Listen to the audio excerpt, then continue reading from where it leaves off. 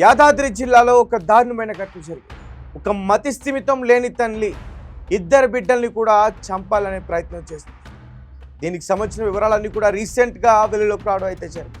ఒక మతి స్థిమితం లేని తల్లి తన బిడ్డల్ని పడుకున్నప్పుడు ఒకరి తర్వాత ఒకరిని కత్తితో పొడిచే ప్రయత్నం చేసింది. అయితే అలా చేసినప్పుడు కూతురు ఎవరైతే ఉన్నారో ఆమె ప్రాణాలు విడిచింది. అమ్మా, చెల్లిని చంపొద్దు, అమ్మా ఎందుకు చంపుతున్నావు, అమ్మా నీకేమైంది, అమ్మా నన్ను చంపొద్దు అన్నా సరే ఆ తల్లి రాక్షసురాళ్ళగా మారిపోయి ఆ కత్తితో వారిద్దరిపైన దాడి చేసింది. ఈ దాడిలో కృతిక అనే ఒక బాలిక ప్రాణాలు విడిచింది.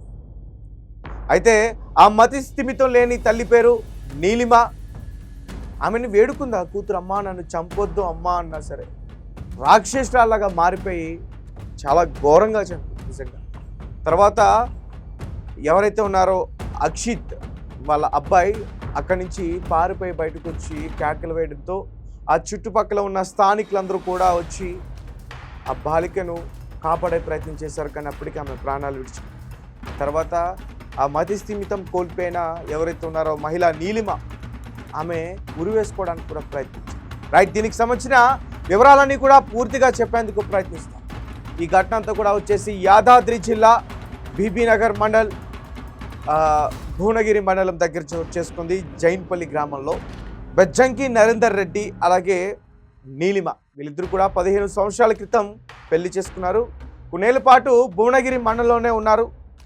తర్వాత నీలిమకి మతి స్థిమితం సరిగ్గా లేకపోవడం వల్ల జైన్పల్లికి షిఫ్ట్ అయ్యారు. అక్కడి నుంచి జైన్పల్లి గ్రామంలోకి షిఫ్ట్ అయ్యారు. వీరికి 2 పిల్లలు ఉన్నారు, కృతిక అలాగే అక్షిత్.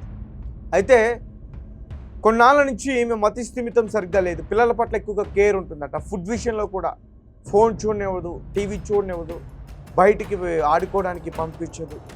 అలాగే ఫుడ్ కూడా ఆర్గానిక్ ఫుడ్డే తినాలి. చాలా కేర్ఫుల్గా ఉండేది పిల్లల పట్ల. అలా కేర్ఫుల్గా ఉండడం వల్ల పిల్లలకు కూడా చాలా ఇబ్బంది కలిగేది అని వాళ్ళ బంధువులు కూడా చెప్తా ఉన్నారు. కొన్నాళ్ళ నుంచి ఆమెకి అసలు మతి స్థిమితమే సరిగ్గా లేదంటూ కూడా చెప్తున్నారు వారి బంధువులు. అయితే ఇదే టైంలో తుర్కాపురం పోవాలి అని చెప్పేసి ఆమె అడిగింది వాళ్ళ భర్తని. ఇప్పుడు కుదరదు, తర్వాత తీసుకెళ్తా అన్నాడు. పట్టుదల చేసింది తీసుకెళ్లాలని చెప్పి. తర్వాత ఆ నీలిమని నరేందర్ తుర్కాపురం తీసుకెళ్లాడు. తర్వాత కుటుంబ సభ్యులతో అందరితో కలిసి భోజనం చేశారు. దాని తర్వాత మరి ఏమైందో ఏంటో తెలియదు, కానీ ఒక కత్తి తీసుకుని వాళ్ళిద్దరి పైన కూడా దాడి చేసే ప్రయత్నం చేసింది. ఆ దాడిలో అక్షిత్ రెడ్డి తప్పించుకునే ప్రయత్నం చేశాడు, ప్రాణాలతో బయటపడ్డాడు. కానీ కృతిక మాత్రం ప్రాణాలు కాపాడుకోలేకపోయింది. తన తల్లి చేతుల్లోనే ప్రాణాలు విడిచింది.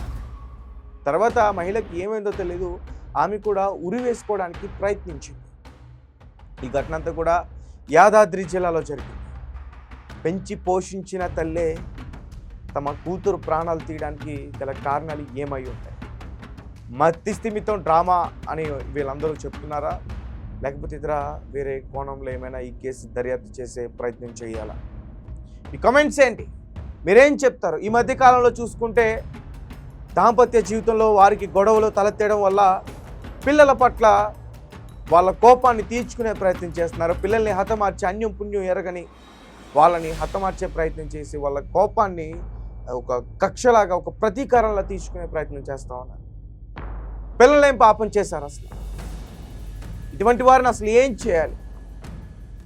ముఖ్యంగా ఈ 2 తెలుగు రాష్ట్రాల్లో కూడా ఈ మధ్యకాలంలో చూసుకుంటే ఇటువంటి దాంపత్య జీవితంలో గొడవలు ఉన్నవారు, లేకపోతే వివాహేతర సంబంధాలు పెట్టుకున్న వాళ్ళు, వాళ్ళ అడ్డును తొలగించుకోవాలి, వారిపైన కోపం తీర్చుకోలేనే ఇదితో పిల్లల్ని ప్రాణాలు తీసేస్తాం చాలా జరిగాయి ఈ మధ్యకాలంలో.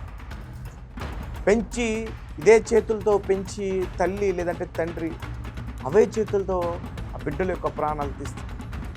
దీనికి కారణం ఏమై ఉంటుంది? ఇంత సైకోగా ఎందుకు మారిపోతున్నారు? ఎలా చంపాలని ఫోన్లలో చూసి ఎట్లా చేస్తున్నారు? రైట్, మీ కామెంట్స్ అయితే ఖచ్చితంగా తెలియజేయండి.